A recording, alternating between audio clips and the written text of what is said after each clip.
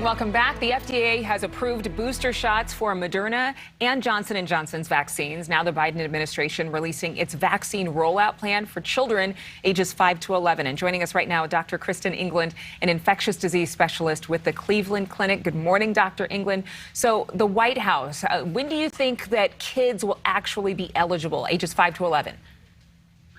Well, next Tuesday, the CDC is going to be meeting to discuss the plans for the children's vaccines.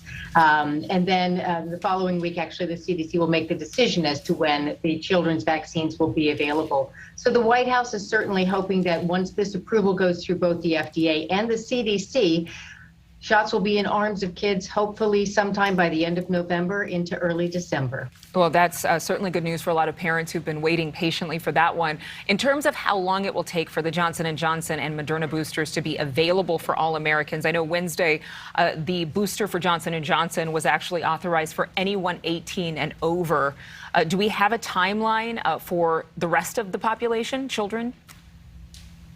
So the time frame for getting the Johnson & Johnson and Moderna vaccines out for adults is going to be a little bit different than for the children. For the Johnson & Johnson, the booster dose is going to be exactly the same as the dose that is currently available.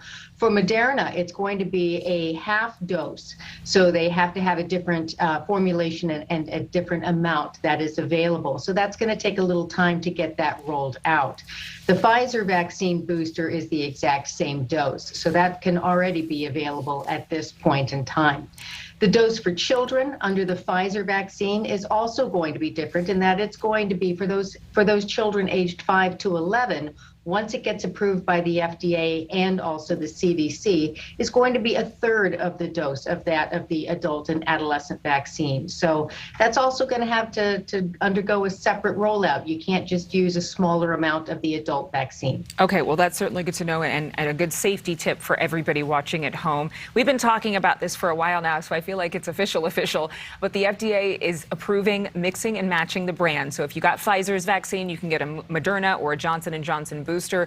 But is there any broad recommendation for which brands are best?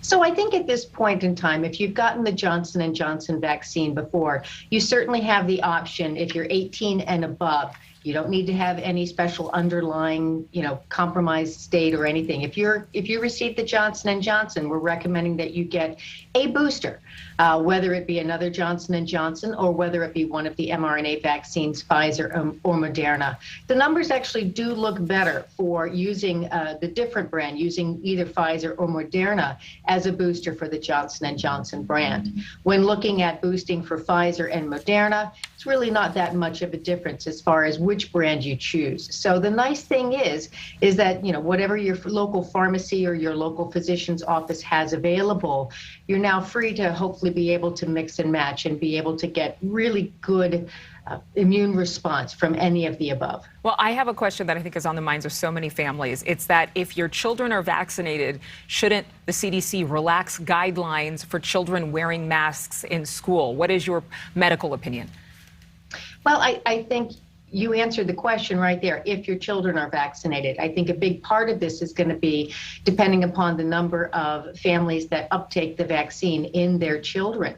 So, when we're looking at numbers of adults only getting about 50 to 60% of vaccines, if only 50 to 60% of our children are getting vaccinated, that still means that a lot of children are at risk for getting the infection and passing it on. So I think it's too early to state at this point in time that we can relax the mask mandates or the mask recommendations, because we don't know how the community is going to respond in getting their children vaccinated. We certainly hope they will.